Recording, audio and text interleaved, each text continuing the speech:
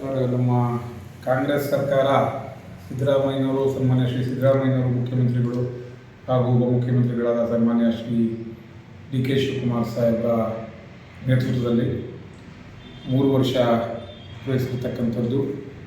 ಸ್ವಲ್ವ ಕೂಡ ಎಲ್ಲ ಸರ್ಕಾರದ ಭಾಗದ ಎಲ್ಲರಿಗೂ ಕೂಡ ನಾನು ಅಭಿನಂದನೆಗಳನ್ನು ಸಲ್ಲಿಸ್ತಾ, 3 ವರ್ಷದ ಸಾಧನೆ ಏನಂತ ಹೇಳಿದ್ರೆ, ನುಡಿದಂತೆ ನಡೆಯುತ್ತೇವೆ ಎನ್ನುವ ಒಂದು ಧ್ಯೇಯೋದ್ದೇಶದೊಂದಿಗೆ ಕಳೆದ 3 ವರ್ಷಗಳಿಂದ ನಮ್ಮ ಮುಖ್ಯಮಂತ್ರಿಗಳು ಹಾಗೂ ಉಪಮುಖ್ಯಮಂತ್ರಿಗಳು, ನಮ್ಮ ಕಾಂಗ್ರೆಸ್ ಪಕ್ಷದ ನೇತೃತ್ವದ ಸರ್ಕಾರ ಏನು ಚುನಾವಣೆಗೆ ಮುನ್ನ ಆಶ್ವಾಸನೆಗಳನ್ನು ಕೊಟ್ಟಿತ್ತ, ಅದರ ಪ್ರಕಾರ ಈಗಾಗಲೇ ಸುಮಾರು 50ರಿಂದ 60% ಯೋಜನೆಗಳನ್ನು ಜಾರಿಗೆ ತಂದಿರತಕ್ಕಂಥದ್ದು ಒಂದು ಹೆಮ್ಮೆಯ ವಿಚಾರ ಅಂತ ಹೇಳೋದಕ್ಕೆ ನಾನು ಈ ಸಂದರ್ಭದಲ್ಲಿ ಹೇಳಲಿಕ್ಕೆ ಬಯಸ್ತೀನಿ. ಈ ಮಿಕ್ಕ ಆಶ್ವಾಸನೆಗಳನ್ನು ಇನ್ನೂ 2 ವರ್ಷಗಳ ಕಾಲ ಅವಧಿ ಇದೆ, ಸರ್ಕಾರದ ಅವಧಿ ಇದೆ. ಆಗ ಮಿಕ್ಕ ಇನ್ನು 40% ಏನು ಯೋಜನೆಗಳಿದ್ದಾವೋ ಅದರೆಲ್ಲರೂ ಕೂಡ ಇನ್ನು 2 ವರ್ಷದಲ್ಲಿ ಪೂರೈಸ್ತಕ್ಕಂಥ ಕೆಲಸವನ್ನು ನಮ್ಮ ಮಾನ್ಯ ಮುಖ್ಯಮಂತ್ರಿಗಳು, ಉಪಮುಖ್ಯಮಂತ್ರಿಗಳು ಮೊನ್ನೆ ಸಾಧನಾ ಸಮಾವೇಶ ತುಮಕೂರಿನಲ್ಲಿ ನಡೆದಂಥ ಸಾಧನಾ ಸಮಾವೇಶದಲ್ಲಿ ಹೇಳಿದ್ದಾರೆ. ಅದರ ಪ್ರಕಾರ ಕಾಂಗ್ರೆಸ್ ಸರ್ಕಾರ ಖಂಡಿತ ನುಡಿದಂತೆ ನಡೀತದೆ ಅನ್ನೋದೇ ನಮ್ಮ ಹೆಮ್ಮೆ ಅನ್ನೋದನ್ನು ಹೇಳ್ಕೊಳ್ಳೋದಕ್ಕೆ ನಮ್ಮೆಲ್ಲರೂ ಕೂಡ ಹೆಮ್ಮೆ ಇದೆ. ಸರ್, ಈಗ ಎಷ್ಟು ಖರ್ಚಾಗಿದೆ ಸರ್ ಈ ಗ್ಯಾರಂಟಿ ಯೋಜನೆಗಳಿಂದ?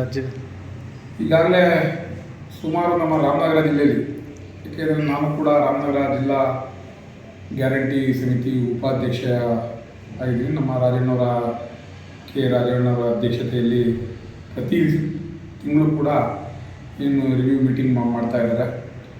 ಈಗಾಗಲೇ ನಮ್ಮ ರಾಮನಗರ ಜಿಲ್ಲೆಯಲ್ಲಿ, ಬೆಂಗಳೂರು ದಕ್ಷಿಣ ಜಿಲ್ಲೆಯಲ್ಲಿ ಸುಮಾರು 2100 ಕೋಟಿಗಳಿಗೂ ಹೆಚ್ಚು ಹಣವನ್ನು ಗ್ಯಾರಂಟಿ ಯೋಜನೆಗಳಿಗಾಗಿ ಈಗಾಗಲೇ ವ್ಯಯ ಮಾಡಿದೆ. ಏನು ಈ ಏಪ್ರಿಲ್ ತಿಂಗಳ ಅಂತ್ಯಕ್ಕೆ ಅಷ್ಟು ದುಡ್ಡನ್ನು ವ್ಯಯ ಮಾಡಿರ್ತಕ್ಕಂಥದ್ದು ಬೆಂಗಳೂರು ದಕ್ಷಿಣ ಜಿಲ್ಲೆ ಒಂದಕ್ಕೆ ಸುಮಾರು 5 ತಾಲೂಕುಗಳಿಗೆ ವ್ಯಯ ಮಾಡಿರ್ತಕ್ಕಂಥದ್ದು. ಅದು ನಿಮಗೆ ಮಾಹಿತಿ ಬೇಕಾದರೆ ನಾನು ಸಂಪೂರ್ಣ ಮಾಹಿತಿ, ಪ್ರತಿಯೊಂದು ಯೋಜನೆ 5 ಯೋಜನೆ ಏನಿದೆ ಅದ್ರ ಮಾಹಿತಿ ಕೂಡ ನಾನು ಕೊಡ್ತೀನಿ. ಈಗಾಗಲೇ ಶಕ್ತಿ ಸರ್ಕಾರ, ಕರ್ನಾಟಕ ರಾಜ್ಯ ಸರ್ಕಾರ ಕಳೆದ 3 ವರ್ಷಗಳಿಂದ ಉತ್ತಮವಾಗಿ ಕಾರ್ಯನಿರ್ವಹಣೆ ಮಾಡ್ಕೊಂಡು ಬರ್ತಾ ಇದೆ. ಅದಕ್ಕೆ ಮುಖ್ಯಮಂತ್ರಿಗಳು, ಉಪಮುಖ್ಯಮಂತ್ರಿಗಳು ಹಾಗೂ ಎಲ್ಲ ಸಚಿವ ಸಂಪುಟ ಸಹೋದ್ಯೋಗಿಗಳು, ಎಲ್ಲ ಶಾಸಕರು ಕೂಡ ಸಂದರ್ಭದಲ್ಲಿ ನಾನು ಅಭಿನಂದನೆಗಳನ್ನು ಸಲ್ಲಿಸ್ತಾ, ಈಗ ನಾನು ಬೆಂಗಳೂರು ದಕ್ಷಿಣ ಜಿಲ್ಲೆಯ ಗ್ಯಾರಂಟಿ ಸಮಿತಿ ಉಪಾಧ್ಯಕ್ಷನಾಗಿದ್ದರಿಂದ ಏನು ಸರ್ಕಾರ 3 ವರ್ಷದಲ್ಲಿ ಎಷ್ಟು ಗ್ಯಾರಂಟಿ ಯೋಜನೆಗಳನ್ನು ನಮ್ಮ ಜಿಲ್ಲೆಗೆ ಕೊಟ್ಟಿರತಕ್ಕಂಥ ಮಾಹಿತಿಯನ್ನು ಈ ಸಂದರ್ಭದಲ್ಲಿ ಹಂಚಿಕೊಂಡು ನಿಮ್ಮೆಲ್ಲರ ಜೊತೆ ಹಂಚಿಕೊಳ್ಳೋದಕ್ಕೆ ನಾನು ಇಷ್ಟಪಡ್ತಾ ಇದ್ದೀನಿ. ಈಗಾಗಲೇ ಶಕ್ತಿ ಯೋಜನೆಗಳ 5 ಗ್ಯಾರಂಟಿಯಲ್ಲಿ ಶಕ್ತಿ ಯೋಜನೆ ಅಡಿಯಲ್ಲಿ ಸುಮಾರು ಬೆಂಗಳೂರು ದಕ್ಷಿಣ ಜಿಲ್ಲೆಗೆ ಸುಮಾರು 349 ಕೋಟಿ ಹಣವನ್ನು ವ್ಯಯ ಮಾಡಿರ್ತಕ್ಕಂಥದ್ದು.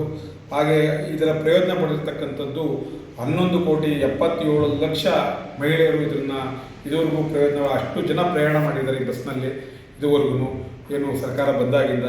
ಅದೇ ರೀತಿ ಗೃಹಲಕ್ಷ್ಮಿ ಒಂದು ಬಹುಮುಖ್ಯವಾದ ಯೋಜನೆ, ಮಹಿಳೆಯರನ್ನು ಮೇಲೆತ್ತಕ್ಕಂಥ ಕೆಲಸವನ್ನು ಕೆಲಸ ಮಾಡಬೇಕು ಅಂತ ಸರ್ಕಾರ ನಿರ್ಧಾರ ಮಾಡಿ ಇದುವರೆಗೂ ಕೂಡ ನಮ್ಮ ಬೆಂಗಳೂರು ದಕ್ಷಿಣ ಜಿಲ್ಲೆಯಲ್ಲಿ 2,82,030 ಮಹಿಳೆಯರು ಇದು ಫಲಾನುಭವಿಗಳಿದ್ದಾರೆ, ಇದು ಪ್ರಯೋಜನವನ್ನು ಪಡ್ಕೊಳ್ತಾ ಇದ್ದಾರೆ.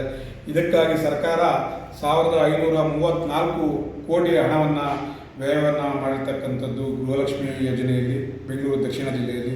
ಅದೇ ರೀತಿ ಗೃಹ ಜ್ಯೋತಿ ಯೋಜನೆಯಲ್ಲಿ ಇದುವರೆಗೂ ಗ್ರಾಹಕರು 3,34,365 ಗ್ರಾಹಕರಿದ್ದಾರೆ. ಈಗಾಗಲೇ ಆ ಒಂದು ಯೋಜನೆಗೆ ಸರ್ಕಾರ 407 ಕೋಟಿಯನ್ನು ಖರ್ಚು ಮಾಡಿರ್ತಕ್ಕಂಥದ್ದು ಗೃಹ ಜ್ಯೋತಿ ಯೋಜನೆಯಲ್ಲಿ. ಅದೇ ರೀತಿ ಈಗಾಗಲೇ ನಾವು ಅನ್ನಭಾಗ್ಯ ಯೋಜನೆ ಅಡಿಯಲ್ಲಿ ಸುಮಾರು ಬೆಂಗಳೂರು ದಕ್ಷಿಣ ಜಿಲ್ಲೆಯಲ್ಲಿ 9,29,700 ಜನ ಫಲಾನುಭವಿಗಳಿದ್ದಾರೆ. ಈಗಾಗಲೇ ಪ್ರತಿ ತಿಂಗಳು ಕೂಡ 42,800 ಕ್ವಿಂಟಲ್ ಅಕ್ಕಿಯನ್ನು ಈ ಒಂದು ಜಿಲ್ಲೆಯಲ್ಲಿ ನಾವು ವಿತರಣೆ ಮಾಡ್ತಕ್ಕಂಥ ಕೆಲಸವನ್ನು ಸರ್ಕಾರ ಮಾಡ್ತಾ ಇದೆ. ಅದೇ ರೀತಿ ಯುವ ನಿಧಿ ಒಂದು ಇದರಿಂದ ಕೂಡ 4,860 ವಿದ್ಯಾರ್ಥಿಗಳು ಇದುವರೆಗೂ ಕೂಡ ನಮ್ಮ ಜಿಲ್ಲೆಯಲ್ಲಿ ಏನು ರಿಜಿಸ್ಟರ್ ಆಗಿದ್ದಾರೆ. ಈಗಾಗಲೇ ಅವರಿಗೆ 11,70,00,000 ದುಡ್ಡನ್ನು ಅವರ ಅಕೌಂಟ್ಗೆ ಹಾಕ್ತಕ್ಕಂಥ ಕೆಲಸವನ್ನು ಸರ್ಕಾರ ಮಾಡಿದೆ. ನನಗನ್ನಿಸಿದ ಹಾಗೆ ಸುಮಾರು 2,100 ಕೋಟಿಗೂ ಹೆಚ್ಚು ಹಣವನ್ನು ನಮ್ಮ ಬೆಂಗಳೂರು ದಕ್ಷಿಣ ಜಿಲ್ಲೆಯಲ್ಲಿ ವ್ಯಯ ಮಾಡತಕ್ಕ ಗ್ಯಾರಂಟಿ ಯೋಜನೆ 5 ಗ್ಯಾರಂಟಿ ಯೋಜನೆಗಳಿಗೆ ಖರ್ಚು ಮಾಡತಕ್ಕಂಥ ಕೆಲಸವನ್ನು ಸರ್ಕಾರ ಮಾಡಿದೆ. ಅದರ ಜೊತೆಯಲ್ಲಿ ಬೇರೆ ಅಭಿವೃದ್ಧಿ ಕೆಲಸಗಳು ಕೂಡ ಹೆಚ್ಚಿನ ರೀತಿಯಲ್ಲಿ ಆಗ್ತಾ ಇದ್ದಾವೆ. ನಮ್ಮ ಶಾಸಕರಾದ ಬಾಲಣ್ಣವರು ಮಾಗಡಿ ಕ್ಷೇತ್ರದಲ್ಲಿ ಸುಮಾರು 1,500 ಕೋಟಿಗೂ ಹೆಚ್ಚು ಕೆಲಸಗಳನ್ನು ಇದುವರೆಗೂ ಕೂಡ ಮಾಡ್ಕೊಂಡು ಬಂದಿರತಕ್ಕಂಥದ್ದು. ಈಗ ನಾವು ನೋಡಿದ್ರೆ ಮಾಗಡಿಯಲ್ಲಿ ಪ್ರತಿಯೊಂದು ರಸ್ತೆ ಇರ್ಬೋದು, ಮತ್ತು ಕಟ್ಟಡಗಳು ಇರ್ಬೋದು, ಪ್ರತಿಯೊಂದು ಕೆಲಸಗಳು ಕೂಡ ಕೋಟೆ ಕೆಲಸ ಇರ್ಬೋದು, ಪ್ರತಿಯೊಂದು ಕೆಲಸಗಳು ಕೂಡ ಅನುದಾನವನ್ನು ತಂದಿರತಕ್ಕಂಥ ಕೆಲಸವನ್ನು ಮಾಡ್ಕೊಂಡು ಬಂದಿದ್ದಾರೆ. ಹಾಗೆ ಪ್ರತಿ ಹಳ್ಳಿಯೂ ಕೂಡ ಕಾಂಕ್ರೀಟ್ ರಸ್ತೆ ಇರ್ಬೋದು, ಮತ್ತು ಈ ಚರಂಡಿ ವ್ಯವಸ್ಥೆ ಇರ್ಬೋದು, ಹಾಗೆ ಕುಡಿಯೋ ನೀರಿನ ವ್ಯವಸ್ಥೆ ಇರ್ಬೋದು, ಪ್ರತಿಯೊಂದು ಕೆಲಸವನ್ನು ಮಾಡಿಕೊಂಡು ಈ ಗ್ಯಾರಂಟಿ ಯೋಜನೆ ಜೊತೆಯಲ್ಲಿ ಅಭಿವೃದ್ಧಿ ಕೆಲಸವನ್ನು ಕೂಡ ಮಾಡ್ಕೊಂಡು ಬರ್ತಾ ಇದ್ದಾರೆ. ಹಾಗೆ ರೈತ ಬಂಧುಗಳಿಗೆ ನೀರಾವರಿ ಯೋಜನೆಯನ್ನು ಮಾಡಬೇಕು ಅಂತೇಳಿ ಈಗಾಗಲೇ ಹೇಮಾವತಿ ವಿಚಾರ ಇರ್ಬೋದು, ಅದನ್ನು ಕೂಡ ಅನುದಾನ ಮಾಡಿ ಕೆಲಸವನ್ನು ಮಾಡ್ತಾ ಇರ್ಬೋದು. ಎತ್ತಿನ ಹೊಳೆ ಯೋಜನೆಯನ್ನು ಕೂಡ ಉದೂರುಗಳಿಗೆ ಮತ್ತು ತಿರುಚಂದ್ರ ಹೋಬಳಿಗೆ ಎತ್ತಿನ ಹೊಳೆ ಯೋಜನೆಯನ್ನು ಕೂಡ ಮಾಡೋದಕ್ಕೆ ಅನುದಾನವನ್ನು ಬಿಡುಗಡೆ ಮಾಡಿಸ್ತಕ್ಕಂಥದ್ದು ನಮ್ಮ ಶಾಸಕರ ಒಂದು ಅಭಿವೃದ್ಧಿಗೆ ಸಾಕ್ಷಿ ಅಂತ ನಾನಾದರೂ ಕೂಡ ಭಾವಿಸಿದ್ದೀನಿ. ಯಾಕೆಂದರೆ ಪ್ರತಿಯೊಂದು ಇದರಲ್ಲೂ ಪ್ರತಿಯೊಂದು ದಿವಸವೂ ಕೂಡ ಕ್ಷೇತ್ರದ ಕೆಲಸದ ಬಗ್ಗೆ ಗಮನ ಹರಿಸ್ಕೊಂಡು, ಯಾಕಂದರೆ ನಾನು ನಿನ್ನೆ ನೋಡಿದಂಗೆ ಅವರಿಗೆ ಕಾಲಿಗೆ ಸ್ವಲ್ಪ ಏನೋ ಲೇಟಾಗಿದ್ದರೂ ಕೂಡ ಮನೆಯಲ್ಲಿ ಕೂತ್ಕೊಂಡು ಅಧಿಕಾರಿಗಳೆಲ್ಲ ಮನೆ ಹತ್ರನೇ ಕರೆಸಿ ಒಂದು ಬೆಳಗ್ಗೆಯಿಂದ ಸಂಜೆವರೆಗೂ ಏನು ಕುಡಿಯೋ ನೀರಿನಿರ್ಬೋದು, ಅಥವಾ ಅಭಿವೃದ್ಧಿ ಕಾಮಗಾರಿಗಳಿರ್ಬೋದು, ಮಾಗಡಿ ಟೌನ್ ಪುರಸಭೆ ವ್ಯಾಪ್ತಿ ಇರ್ಬೋದು, ಪ್ರತಿಯೊಂದು ಕೂಡ ಅಧಿಕಾರಿಗಳ ಜೊತೆ ಚರ್ಚೆ ಮಾಡಿ ಯಾವುದೇ ಕೂಡ ಜನಗಳಿಗೆ ತೊಂದರೆ ಆಗಬಾರ್ದು ಅನ್ನೋ ರೀತಿಯಲ್ಲಿ ಕೆಲಸವನ್ನು ಪ್ರಾಮಾಣಿಕವಾಗಿ ಮಾಡ್ಕೊಂಡು ಹೋಗ್ತಾ ಇರ್ತಕ್ಕಂಥದ್ದು ನಮ್ಮ ಶಾಸಕರ ಹೆಮ್ಮೆ ಅನ್ನೋದು ಕೂಡ ನಾನು ಈ ಸಂದರ್ಭದಲ್ಲಿ ಹೇಳ್ತೀನಿ. ಅವ್ರಿಗೆ ಮುಂದೆ ಇನ್ನು 2 ವರ್ಷ ಇದೆ.